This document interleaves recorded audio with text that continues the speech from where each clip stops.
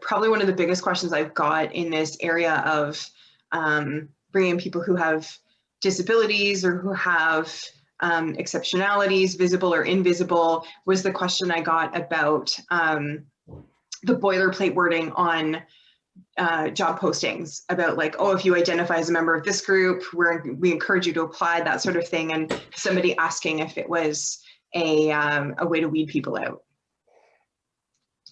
I've never personally looked at those qualifiers and been like, yes, someone who self-identifies, I shall select them and not, proceed. No, I've never, I just think that it's exactly what it is. It's boilerplate language. I think it's the minimum inclusivity effort on a company's part, in my opinion. And then then I found this interesting because someone I know who works in HR, they said there was a debate, and I see where they're coming from. Really, why do we even need to put that? Because really, truly, right? Because am I convincing you, Devon? Am I convincing? It's interesting that we've moved to putting it there, but really, I mean, anyway, you know what I'm saying. Yes. Well, it's what we had touched on when we sort of chatted previously, which was you have to build it for people to come. So when you create an inclusive environment already, you don't have to put that sort of wording to say, hey, yeah, come, we're inclusive. It's, to your point, Shauna, is like, why would you have an addition, like just have an inclusive environment and have people be comfortable applying, which is easier said than done, of course. Yes. Always is. Always is. I remember a few years back having having the assignment to sort of update how we cataloged resources for students. So I was working in the Campus Career Center at one of Ontario's colleges, and we were, making sure that our resources were up to date, and we specifically had resources for students who identify as Indigenous, students who identify as having disabilities, and so on and so forth. And I remember that conversation coming up of, can't we just say these are resources for all students? And, the conversation essentially came down to that would be the ideal, but that's not where we are. And specifically, it's that idea of like being colorblind, right? So by categorizing these resources for these particular groups, it's saying, I recognize that you have different barriers than I do. Right.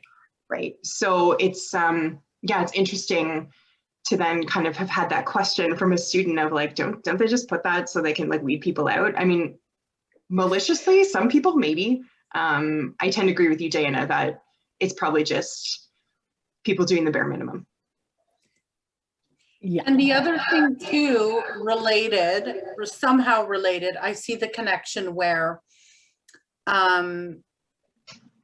funding, especially in our environment, we have funding for Indigenous students or students, and then that can become problematic, because what happens when my door is open for students?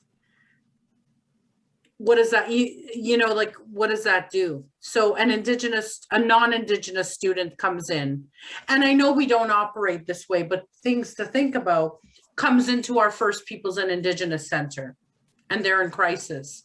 Of course, we're going to support them. But, funding says, so, and some people take that literally and not so literally. So it's interesting. Anyway, just interesting. No, certainly. My only experience in terms of accessibility when I was at George Brown, I had a history of terrible test anxiety. And so I was never happy to sit in the classroom with everyone and take the test with everyone. And I had going to disability services, self-identifying, but the almost indignity that people, you're not disabled.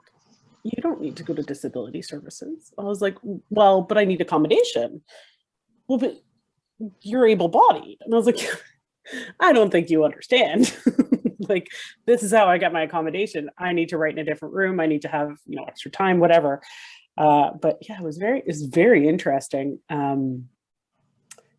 People sort of having that view. And then something we had all talked on previously was in terms of employers and accessibility was adaptability to interview. And perhaps why isn't that more of something that we just do anyway, rather than having specific types? Oh, yes, I need this kind of interview versus let's interview everyone in a pretty holistic and non-traditional way. Yeah. Yes, and I know I'm going way off on a tangent. No, You have some idea of what Devon has to put up with. Sacrifices of friendship. I'm thinking of somebody, I think Mark Wafer, who probably both of you may know of. He was talking about how at one time, for whatever reason, he was flying, and whatever piece of information he filled out that he had a disability, and he's hearing impaired, but they welcomed him, recognizing that he's on their flight roster, and they had a wheelchair ready for him. Yep.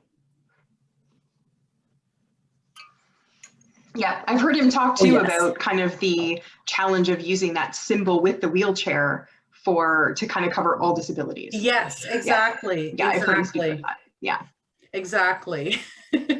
Had a wheelchair. Interesting. Yes. Was he like, I'm good, thanks so much? I'll just put my ears in there and you can carry them on the plane. That's the disabled part of me. Yeah. You can take care of that. Oh my. Oh dear. Boy.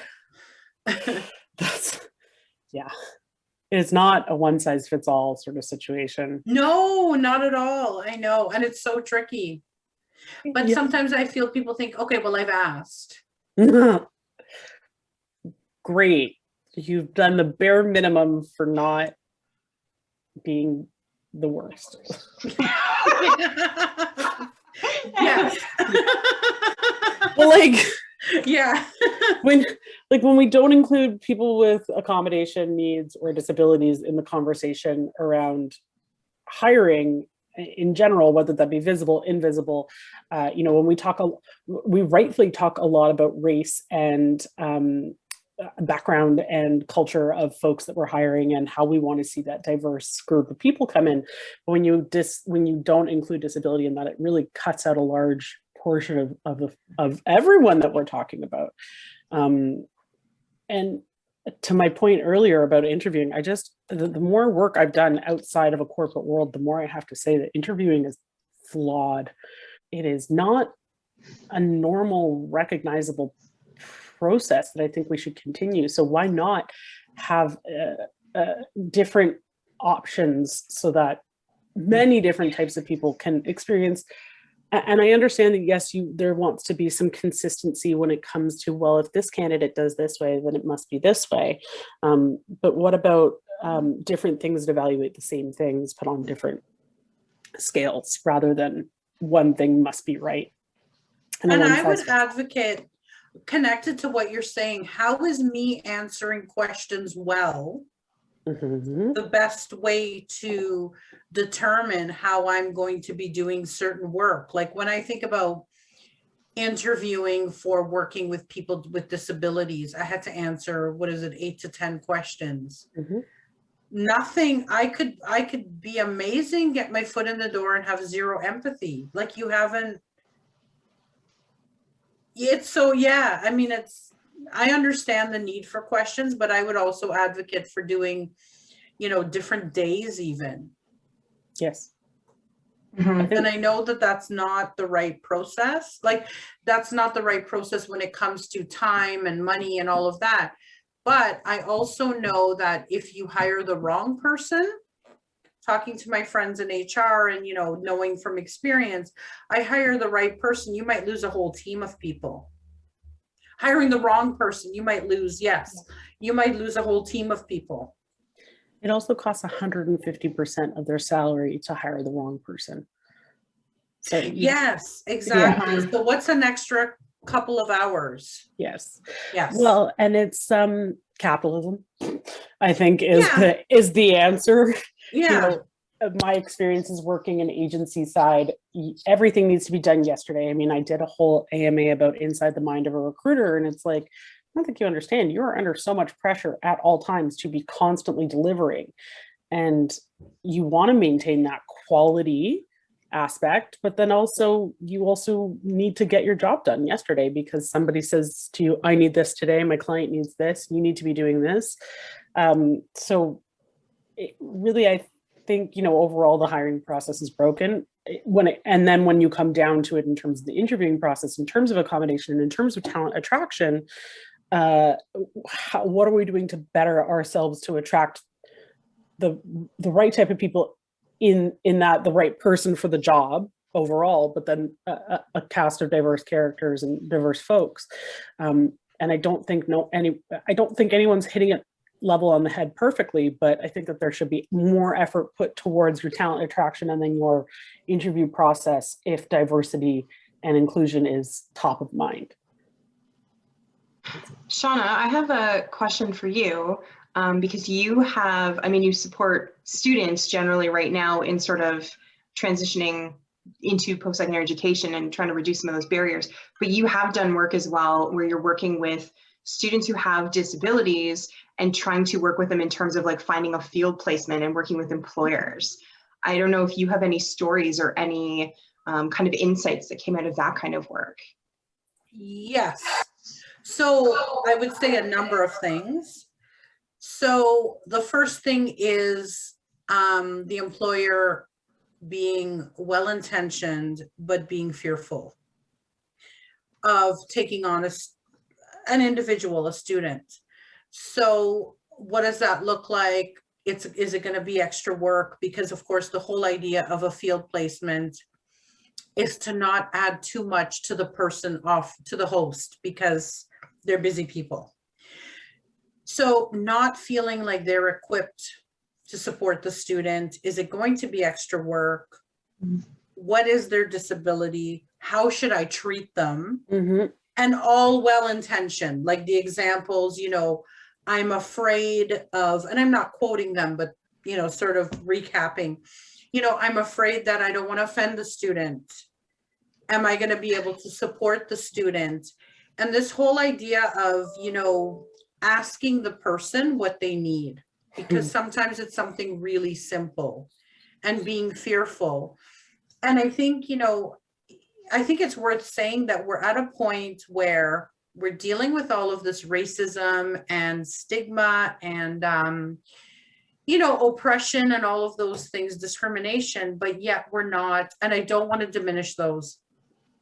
I don't want to simplify them, but a lot of it is asking the person. So I'm thinking of, you know, inviting them to say, you know, what is it that you would need in order to do this filing? So the student might say, you know what, I actually would prefer that you don't give me a desk because I don't need to sit. Or remove the chair from the desk and just move the, you know, whatever that might be. So it's getting employers comfortable with asking that question and recognizing that people with disabilities, people with barriers want to be involved in the process. So I think that speaks to the interviewing process as well. Like, what's wrong with another question of saying, you know, what is it that you would need in order to be, you know, just things like that, whether you ask that before, during the interview, however that looks like. So I think that's one thing. The other thing is that I feel that is really, really missing, and it's something that, you know, in my spare time, hashtag in my spare time, that I'd like to do, is just working with employers to help them to understand that it's not rocket science. Yes. And when you're business minded and very focused on, you know, margins and bottom lines and all of those things, I understand where that's not your area of expertise. So I know there are people like, you know, Rich Donovan and Mark Wafer and other people who are doing, They talk about how hiring people with disabilities, specifically their platform makes good business sense. Mhm. I can't speak to the business because he's a business owner, so he understands those things. He can speak business to business. I can speak accommodation, how simple it is, how simple it can be. And also, I can also speak to how you're missing out on a whole talent pool that you might be overlooking. So I'm thinking of one student who was taken on to do sort of inventory in a store because his interest in our program that I was in the CICE program, his interest was in working in a store, getting employment in a store. So kept the area that he was responsible for super clean more than any other employee. And because of, his expression of his disability was very focused on work, very focused on safety. So why wouldn't you hire somebody like that? Because there's somebody who, would be a happy and very content employee that you could be consistent, because he was not looking to become a manager, to becoming, a CEO, but nevertheless had their area looking so neat and tidy. And was able to excel. Exactly, but would not do well in an interview. I know that, would not do well in an interview. But how about, and I'm thinking, it speaks to a lot of the things that we already started talking about was, hey, you're interested in working in a hardware store or in a hardware department. How about you come in and clean up this area for your interview? And while you're doing it, let's have a conversation. So I think those are things that I would love to do with employers and businesses down the road. And again, it's not rocket science, but it's about having those conversations and it would only need to be a 15-minute interview when you think about timing, because it was obvious. That brings up a couple of really great points, Shauna, in that, missing out on this talent pool that might not otherwise be accessible. I'm curious to hear your thoughts about how virtual working has opened up for folks maybe with mobility, accommodation needs, or where it might be more appropriate for them to work in a quiet, solitary environment like this instead of an open space office. Do you think that the push towards working from anywhere might increase the ability for folks who not even prefer to work from home, but might need to work from home because of accommodation? I want to say that it has opened up potential, yes, because I'm thinking of students who I'm working with right now who are doing their field placement. Mm-hmm. Who there's one student who while it's not her ideal, let's just say the stage that she is at in her life right now, which wouldn't necessarily identify as that for over a lifetime, but in this period might be considered disabled because of the circumstances. It has really opened up the potential. So let's look at the field placement as work then. It's a work placement. She's able to work from her hometown and help us to develop the workshops that we need for the office, which is part of her, of the objectives. So that's one thing. People with mobility issues, absolutely. Being able to have more regular hours because they don't have to rely on wheel-trans or handy-trans, whatever you call it in, different areas. So there are pieces like that. So it's opened up the world of work for people with I want to say, yes, mobility issues for a number of things. Mm-hmm. I would also say too, that it would open up what I can see happening, and what I do see happening is there are maybe people who could have opportunities to work in physical spaces as we move forward that are not as crowded, because maybe some of us will work 2 or 3 times a week in the office and then 2 days at home, or whatever that equation is going to be. So maybe those are the days that they go into the office when there are less people in the office. And still experience that Right. congeniality. Right. Mhm. And still have the social skills, because I think there's definitely a correlation there with I see with certainly the population I worked in with, where there needed to be social interaction to help with cues, to help practice, and the more they practice, the better it is with social skills, with communication skills, but not being in a very overstimulating environment. Mhm. So. And I find open office spaces almost impossible to operate in. And I don't identify as someone with a disability. And it, you know, there's a lot of coping technique, but then there's also sometimes folks that won't like if you wear your headset or you know, have your back to them, etc. That's a whole other conversation about open offices. But also one other thing you brought up, Shauna, was just even the question, just asking folks who identify as those with disabilities or with limitations or with accommodation needs, how can I help you? What can I do to help you? And I think that what a golden rule for any employer to ask any employee, like how we put our pronouns, you know, it is something that has become more commonplace to sort of weave into a typical candidate structure. I mean, why not ask every single person, what can I do to accommodate you today? What would work best for you? What a beautiful thing for anyone to be asked, but especially for folks that have never been asked or haven't been asked that. And I think some of those things then, when you ask in general, then you get away from pointing it out and you get away from awkwardness, because I think about, you know, a virtual conference that I'm going to be attending in a few weeks. It says, do I need any accommodations in terms of audio and visual, because it'll be virtual. And I said, no, but then the next person might have those things, might be hearing impaired or whatever. So it's for all of us. It's like when you say, do you have any dietary restrictions? And you're not pointing anybody out. It's like, no, I don't, but somebody else might, and that's okay. That the option is there. Yeah, I think I would love to be in a job interview where one of the questions was, you know, what is something that you need that would help you excel at this job? Like, what an amazing interview question that would be. Sign me up. That's it. It's going on the list, Devon. I'm going to start writing things down.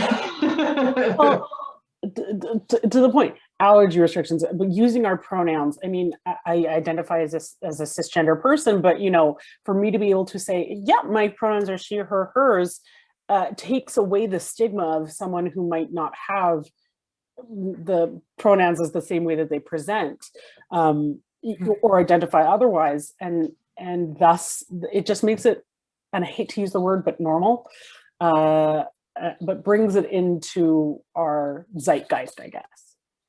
Yeah. I wonder how much too that would encourage people who do have invisibility to be more visible, right? Like, I know for me, I've definitely come across some challenges having depression, and normally not something I talk a lot about in the workplace until it starts to affect my work. And then it's like, okay, people need to know because this is now a team issue. It's something that's affecting other people. But how much more comfortable would I be coming forward if I knew that it was just, we'll give you what you need to excel at this job. Like, that just needs to be the attitude. And whether that is, you know, a personal assistant because you know, cram your calendar and you're like making sales like crazy, or it's, you know, you need a sign that says, I need some quiet time today. I need some quiet time, right? Like, please don't interrupt me right now, right? Like, that costs 3 cents to print, whatever it is, you know, and it would completely change, I think, a lot of the environment and the energy in the workplace. I think mental health and accommodation is a much larger conversation overall as well.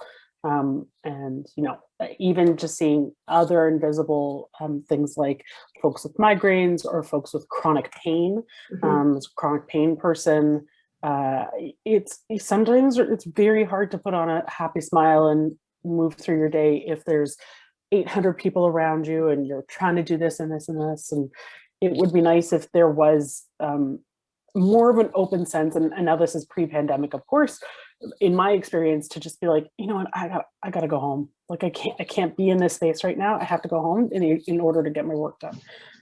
In my opinion, especially with HR, work coming from an HR perspective, you have to kind of be present because you want to be present for your people. But there's only so much that a human can do in person, I think, sometimes. And so the normalcy of working from home now, I think, to Shauna's point earlier, opens up a huge access. I'm also thinking too, when it comes to, as you're talking about normalcy and I'm thinking about some of the senior management that we now see, they're not dressed as formally as they would have been. But they still look professional. The point being, when I think about, how we have expectations for dress, I tend to dress more casual than I might in a business setting because I don't want to be far removed from students. Yeah. So that's my personal thing, right? I don't want to be, much better dressed than them. And that's a personal thing. And that's also not a judgment on anybody else. That's a Shauna thing, that's so I guess what I'm trying to say too, connected to people with disabilities, sometimes for me to wear a uniform or something, prescriptive, when you think about disabilities, when you think about marginalization and what I might have available to me in terms of finances to buy work clothes, for example, all of those things, as long as people are dressed respectfully, I do think that we need to dress neatly and cleanly and all of those things, thinking about where it's necessary to have those restrictions. Because I'm thinking about some friends who are now in the business world and they're saying, their VPs and things were always well put together. You would enter the boardroom a certain way, and now their child may come into a room because that's real life. We're in a home, right? They're still dressed well, but maybe they're not coloring their hair now, and that's okay. So capitalizing on that. That actually brings up a really interesting point. Yes. Shauna, is even folks perhaps with sensory limitations and financial, but maybe uniforms or fabrics that don't work for them, or having this idea that everyone fits into everyone can buy a uniform and we'll all look the same and it'll be great. Maybe that the tags are really irritating for some folks, or they're not able to do up the buttons, or the fabric doesn't work for them, or they don't have money to access to buy multiple of this thing, or it's not available in their size, and thus that's pretty limiting. Or because of my physical disability, just thinking of visualizing somebody because of their disabilities, their body was, I'm not even comfortable using this, but it was oddly shaped. Right. Yeah. So they were better in a t-shirt because then the t-shirt was stretchy and, that kind of thing. Yes. And I just think about, all of the rules we've had, and I'm glad that they're kind of going out the window with the pandemic. I think that's the gift of the pandemic. As much as we don't like it, like people are dressing differently, people are doing things differently, people, like I said, people are showing up on calls with no makeup, they're not coloring their hair and things like that. And I'm like a very low maintenance person. So that's been me anyway. You even had your glitter on? Yeah. Yet I like things shiny, I like shiny things. So go figure. But I'm just thinking, those are all barriers for people, right? And maybe I'm not comfortable at a desk in a suit every day. Yep. So those types of things I think are, and I wonder if now that has happened and now that we've had a window into that, I wonder if that will change the way we interview people. I should hope.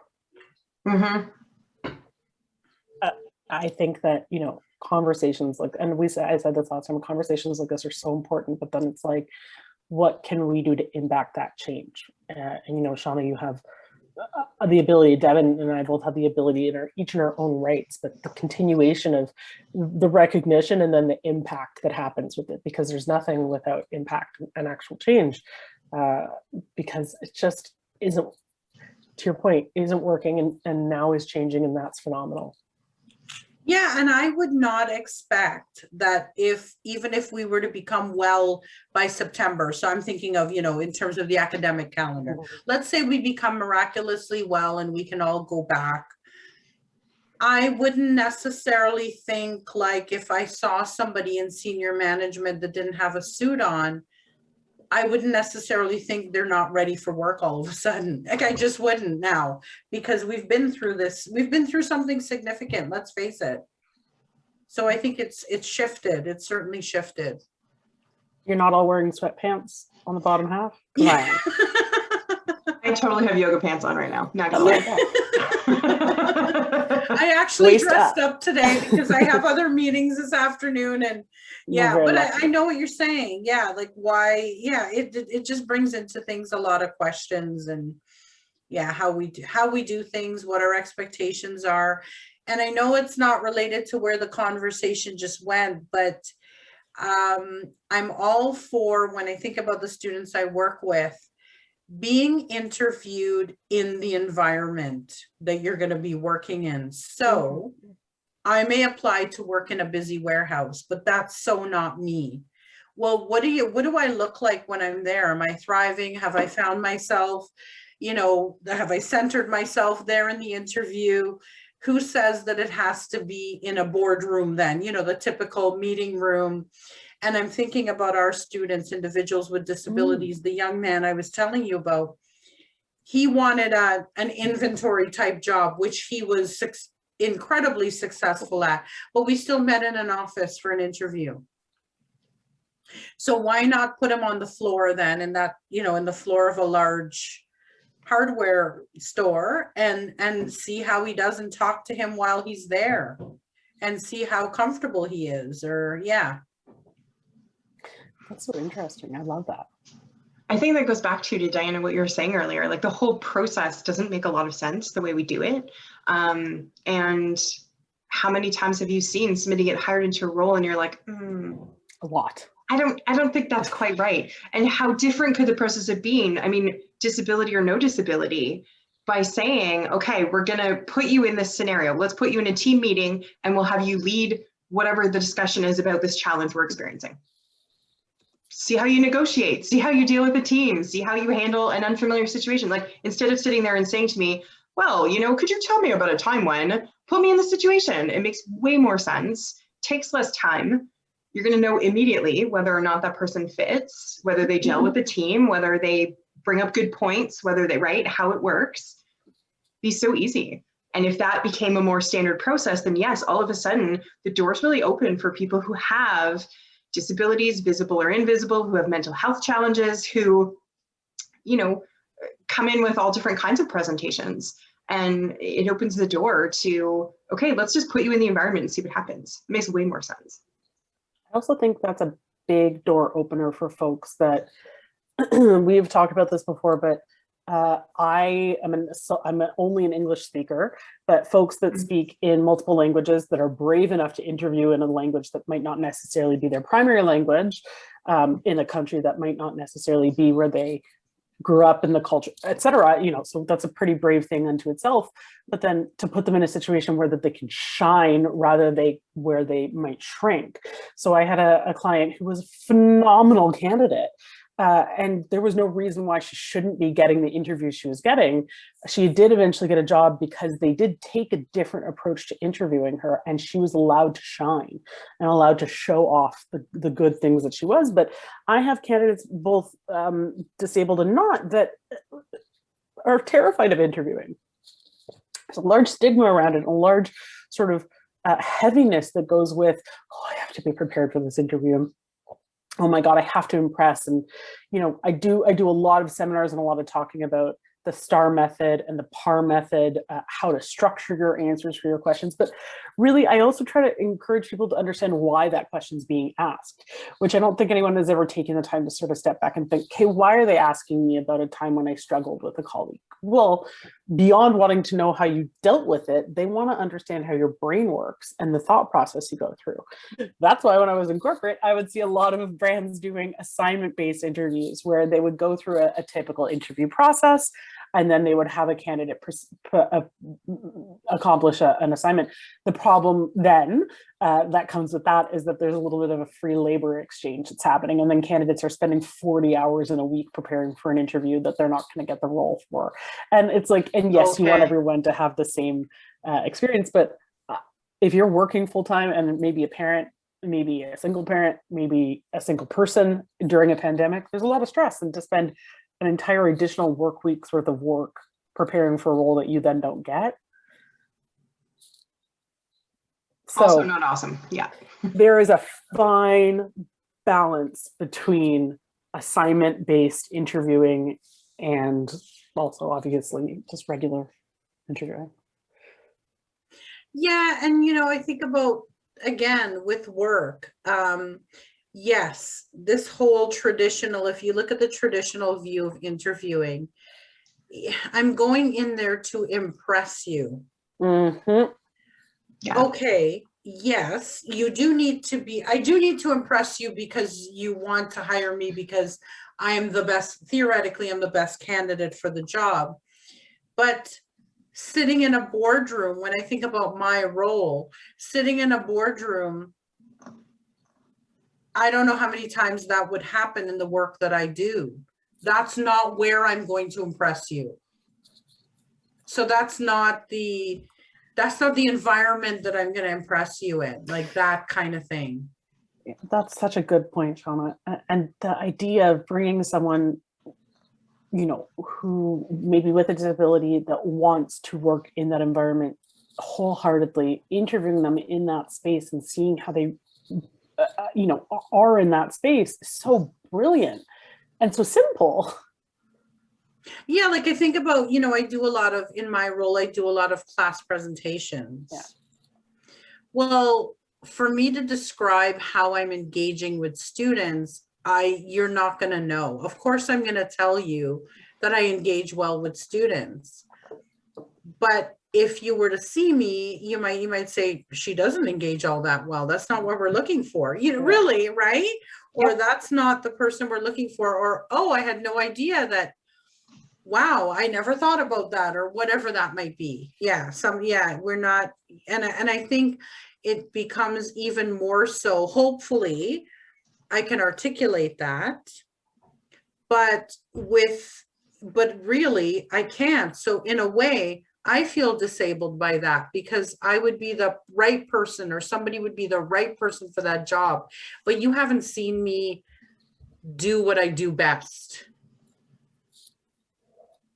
And chances are I'm not going to be wearing a blazer to work. You come for the interview, all of those things, right? All of those things. Do you even own a blazer, Shauna? I do. I own several. Wow. Yes, I do.